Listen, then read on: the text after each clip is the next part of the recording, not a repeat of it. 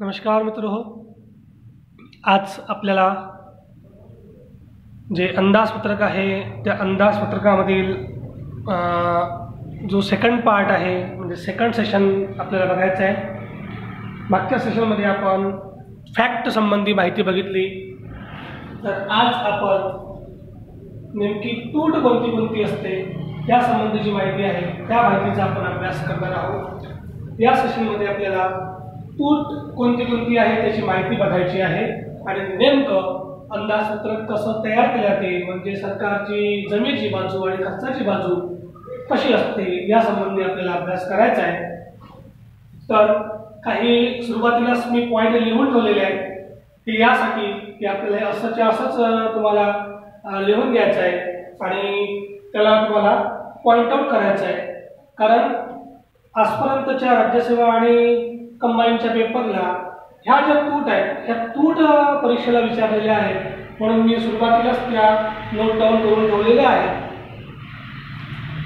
महसूल तूट म्हणजे काय, तर सरकारचा महसूल खर्च तो वर्तमान महसूल फरक, सरकारचा महसूल खर्च आणि वर्तमान सरकारला महसूल किती आहे या दोघांचा फरक जर तुटीची आली तर महसूल तूट, प्राथमिक तूट, प्रथमदर्शनी तूट, वित्तीय तूट वजा व्याज देयक म्हणजे प्राथमिक तूट।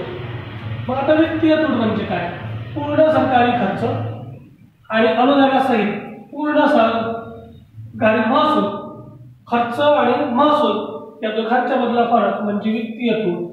मौद्रिक तूट म्हणजे काय, केंद्राने आरबीआय कडून केलेल्या उचल रकमेची झालेली निव्वळ वाढ म्हणजे आरबीआय कडून जे कर्ज घेत आहे त्यामध्ये जी वाढ होत आहे ती वाढ म्हणजे मौद्रिक तूट।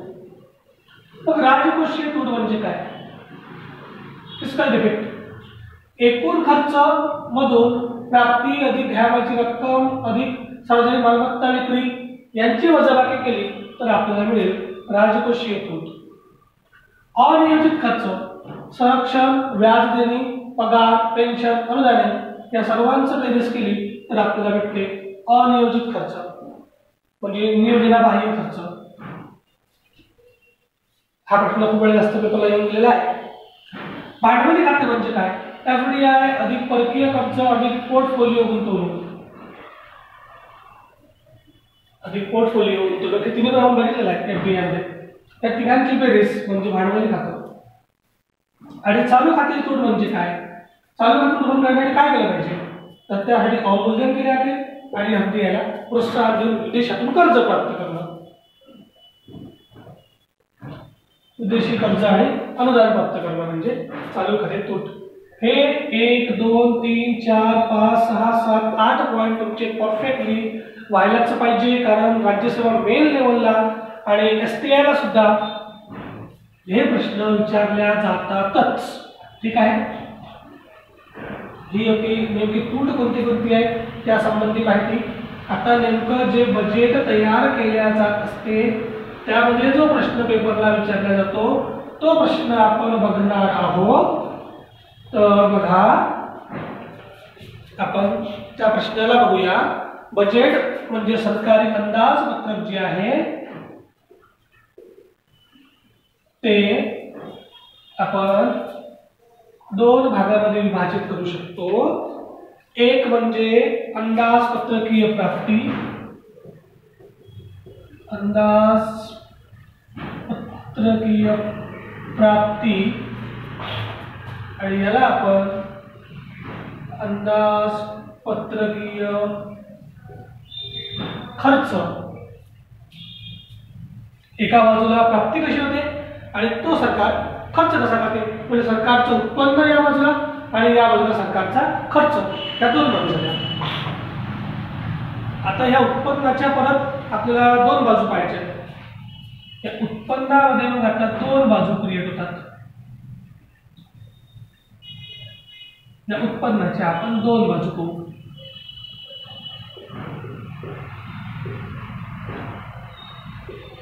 एक महसूल प्राप्ती, दुसरी भांडवल प्राप्ती।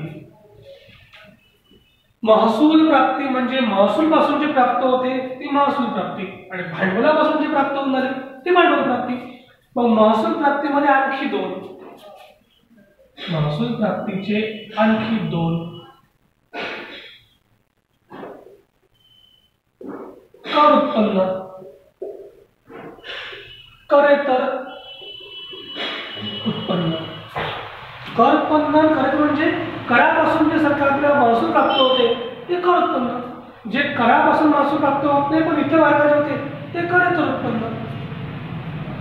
कर उत्पन्न दोन, एक प्रत्यक्ष कर, एक अप्रत्यक्ष कर. कर दोन प्रकारचे असतात, प्रत्यक्ष कर, अप्रत्यक्ष. आता करेतर पासून सरकारला जे जे प्राप्त होते ते सरकारला जे करेतर म्हणजे कराच्या शिवाय इतर घटकांपासून जे उत्पन्न प्राप्त होते त्याला आपण म्हणू करेतर उत्पन्न. मग यामध्ये काय, बेवारस संपत्ती, म्हणजे एखाद्या व्यक्तीचं मरण पावलं असेल तर त्याला कोणीच वारीस सापडत नसेल, त्या जमिनीला, त्या पैशाला, त्या मालकाला, त्या उद्योगाला किंवा कोणत्याही भागच्या बॉर्डरच्या मध्ये असलेल्या घटकाला ती संपत्ती बेवारस झाली. ते बेवारस संपत्ती कोणाच्या नावावर जाते, मग ते वारसांना प्राप्त करून देते, त्याला म्हणतात बेवारस. दंड, शिक्षा, न्यायालय दंड देते, शिक्षा सुनावते. किंवा टू व्हीलर गाडी पकडली, ट्रॅफिक रूल मोडले, दंड लागतो. आपण आता ते लॉकडाऊनच्या काळामध्ये बघतोय की मास्क न वापरल्यामुळे, रस्त्यावर थुंकल्यामुळे किंवा दुकान परवानगी नसताना उघडी ठेवली असता दंड लागतो. तो दंड, दंड शिक्षा यामध्ये. त्यानंतर देणगी, अनुदान, ज्या देणगी येत असतात जसं पीएम केअर, सीएम केअर. या पीएम केअर फंडाला, सीएम केअर फंडाला टाटाजी आहे, अक्षय कुमार आहे, अशा मोठ्या मोठ्या लोकांनी भरमसाठ संपत्ती किंवा पैसा किंवा आपल्या कॉमन लोकांनी 100 रुपये का असो ना तेव्हापासून जी देणगी दिली किंवा जे विदेशामध्ये अनुदान प्राप्त झालं ते सर्व हे केंद्र सरकारचं कोणतं उत्पन्न झालं, देणगी अनुदान उत्पन्न. देणगी किंवा अनुदान उत्पन्न जे आपल्याला अनुदानाच्या स्वरूपात प्राप्त होत असते ते देणगी. भूकंप आला, महापूर आला, अशा वेळेस जे आपल्याला अनुदान प्राप्त होते किंवा दिले जाते देणगी अनुदान सरकारला मिळते ते सरकारचं कर उत्पन्न. शुल्क, परवाना शुल्क,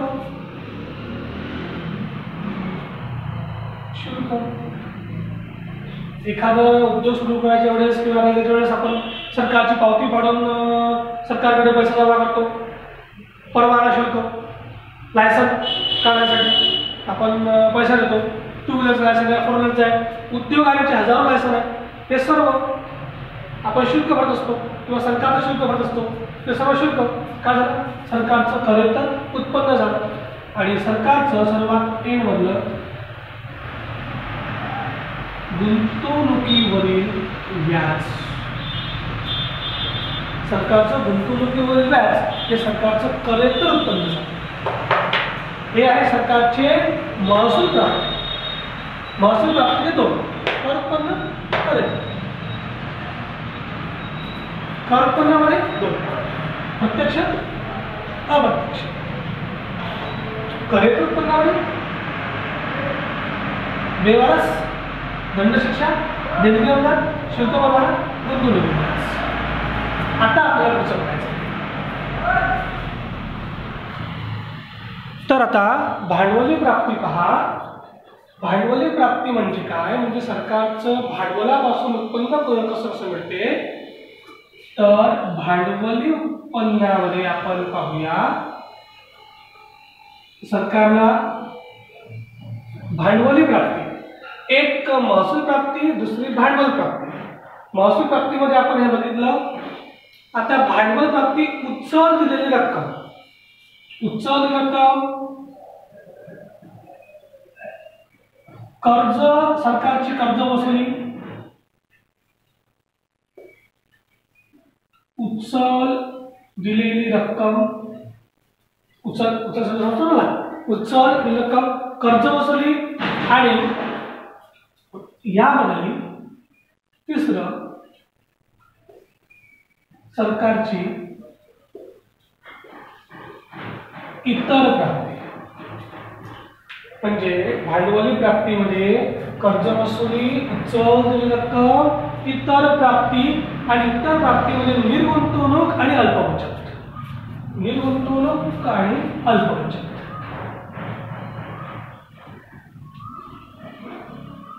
निर्गुंतवणूक आणि अल्प बचत. अल्प बचत म्हणजे आपण जे म्हणतो पोस्ट ऑफिस किंवा सरकारचे जे पत्र आहेत, विकास पत्र याप्रमाणे सरकारचे पत्र विकते, पोस्ट ऑफिस बचत खाते होती. निर्गुंतवणूक म्हणजे सरकारने जो उद्योग सरकारच्या मालकीचा होता, 100% सरकारचा होता, 10% शेअर विकले, 20% विकले, असं जसं आपण ऐकतो LIC मधून सरकारने निर्गुंतवणूक केली, अनेक बँकांमधून निर्गुंतवणूक केली, असे याला म्हणतात निर्गुंतवणूक. मग तो निर्गुंतवणूक जो पैसा प्राप्त होतो तो झाला सरकारची भांडवली प्राप्ती. आता आपण बघितलं तर सरकारला वर्षभरात उत्पन्न कुठून कुठे, सरकारला उत्पन्न प्राप्त होते कर उत्पन्न, महसूल प्राप्ती, भांडवल प्राप्ती. मग त्याचे दोन, कर टॅक्स पासून आणि कर येतं. टॅक्स दोन, अप्रत्यक्ष टॅक्स आणि प्रत्यक्ष टॅक्स. मग कर येतं उत्पन्न, व्यवहार संपत्ती, दंड शिक्षा, देणगी अनुदान, शुल्क परवाना, गुंतवणुकीवरील व्याज, हे झालं कर येतं उत्पन्न. हा झाला सरकारचा महसूल प्राप्त. आता भांडवल प्राप्ती म्हणजे काय, तर कर्ज वसुली, सरकार दिलेले कर्ज असेल त्या कर्जाची वसुली झाली असेल, केंद्र सरकार राज्य सरकारची कर्ज देते किंवा इतर संस्थांना कर्ज देते, ते प्राप्त झालं असेल तर त्यामध्ये आपण बघू शकू कर्ज वसुली. उचललेली रक्कम, सरकारने उचललेली रक्कम असेल ती रक्कम तात्पुरती परत आली असेल तर ती इतर प्राप्ती. सरकारने कुठं निर्गुंतवणूक केली असेल, पैसा आपला वापस काढून घेतला असेल, आणि अल्प प्रकारची जी बचत असते ती अल्प बचत, ही झाली सरकारची भांडवली प्राप्ती. आता येतो अंदाजित खर्च. मग त्या अंदाजित खर्चामध्ये परत दोन, यामध्ये दोन, एक महसूल खर्च आणि भांडवल खर्च. सरकार जो खर्च करतो तो महसूल खर्च आणि भांडवल खर्च. बघा, ज्या खर्चापासून नवीन जिंदगी निर्माण होत नाही, नवीन जिवंत त्याला म्हणता येईल अशी जिंदगी निर्माण होत नाही, ते गुंतवणूक, तो खर्च म्हणजे महसूल खर्च. आणि ज्यापासून नवीन जिवंत होते तो खर्च म्हणजे भांडवली खर्च. भांडवली खर्च मध्ये नवीन ते निर्माण होते, नवीन जिवंत सारखं निर्माण होते, ते म्हणजे सरकारने निर्माण केलेल्या इमारती. सरकार जेवढा काही इमारतीवर खर्च करतो, जेवढा काही इमारत संबंधीचा खर्च आहे, तहसीलची इमारत बांधली, पोस्टाची इमारत बांधली, दवाखाना बांधला, शाळा बांधून दिली, हे सर्व जेवढं काही आहे, सरकारने जेवढे काही यंत्रे खरेदी केली, मग कोणतं यंत्र असो, ते सर्व प्रकारचं यंत्र, सरकारने दिलेली सर्व प्रकारची कर्जे, मग ते केंद्र सरकारने राज्य सरकारला दिलेले असो, स्थानिक स्वराज्य संस्थेला असो, नगरपालिका असो, महानगरपालिका असो, ग्रामपंचायत, पंचायत समिती असो, कोणालाही दिलेलं कर्ज असो, ते सर्व कर्ज कशामध्ये सरकारचा भांडवली खर्च यामध्ये मोडला जाईल. तसंच सरकारची गुंतवणूक म्हणजे शेअर मार्केटमध्ये असो, शेअर बाजारात असो किंवा कशासाठी गुंतवणूक असो, भारत सरकारची गुंतवणूक हे होईल सरकारचा भांडवली खर्च. इमारती, यंत्र, कर्ज, गुंतवणूक, कर्ज राज्य किंवा संस्था यांना दिलेला खर्च, हा झाला सरकारचा भांडवली खर्च. आता जो सरकारचा महसूल खर्च असतो, त्या महसूल खर्चाचा जर आपण विचार केला तर सरकार करते सर्वसामान्य सेवा,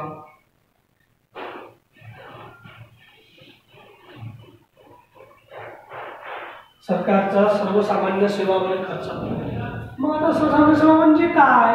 संरक्षण, पोलीस संरक्षण आहे, आर्मी पोलीस आहे, आणि जे टॅक्स जमा करणारे आहेत त्याच्यावर जो काही खर्च लागतो सरकारला वसुली करण्याकरता तो सर्व खर्च. न्याय व्यवस्था, व्याजावर खर्च, म्हणजे सरकार एवढा पगार देतो भारतामध्ये लोकांना सेवा देण्यासाठी, तो सर्व आला सर्वसामान्य सेवाच्या अंतर्गत. मग सामाजिक सेवा पुरवठा करते, तो खर्च सुद्धा सरकारचा यामध्ये आहे. सामाजिक सेवा, आता सामाजिक सेवा म्हणजे काय? तो सरकार जे सामाजिक असते, वैद्य, सार्वजनिक, शिक्षण, श्रम, रोजगार, हे सर्व त्याच्यामध्ये सरकारकडून तुम्हाला शाळा, शिक्षण, वैद्यक सेवा, सरकारी दवाखाने पूर्ण, श्रम, मजुरी, रोजगार, हे सर्व सामाजिक सेवा. सर्वसामान्य सेवा, कॉमन सेवा, सामाजिक सेवा हे आलं. त्यानंतर आर्थिक सेवा, याचा सुद्धा यामध्ये समावेश होतो. आर्थिक सेवा, शेती, वाहतूक, व्यापार या संबंधामध्ये सुविधा भेटतात.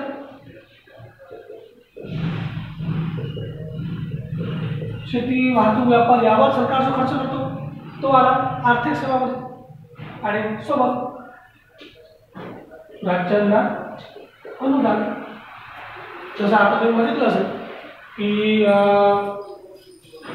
पश्चिम बंगाल ओरिसावर चक्रीवादळ आलं, त्यामुळे तिथं पश्चिम बंगालला 1000 करोड रुपयाचं अनुदान दिलं गेलं केंद्र सरकारद्वारे.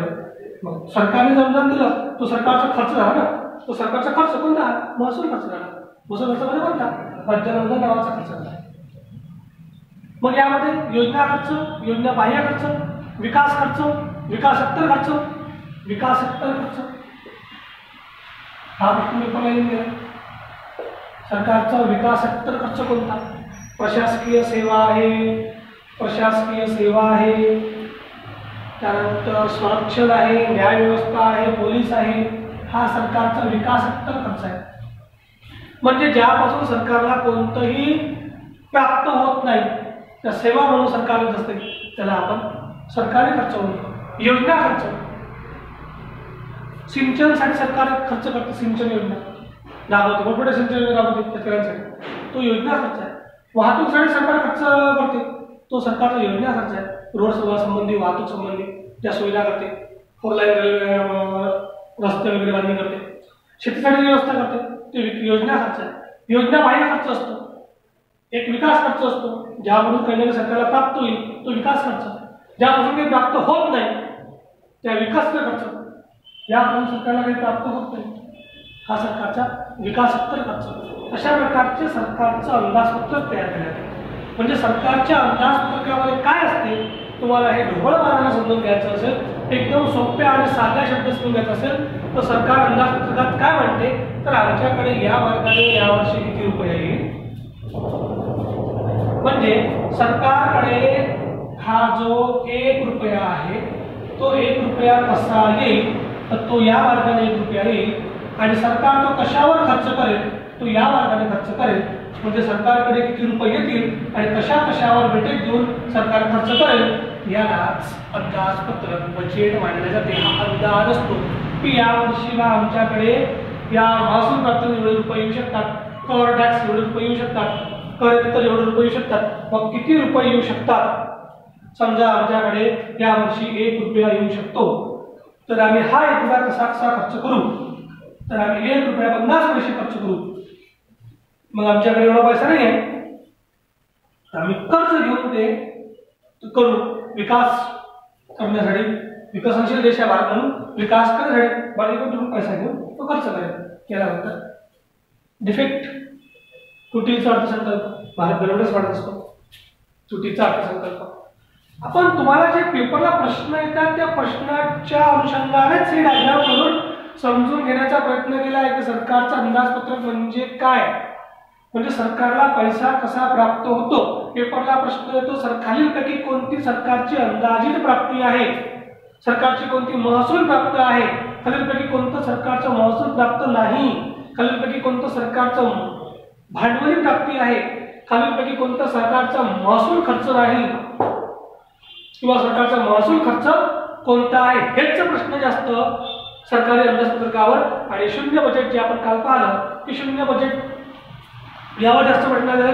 शून्य बजेट म्हणजे काय आपण काल बघितलं की मागचं जुनं विसरून जा, नव्यापासून नव्याने सुरुवात करा.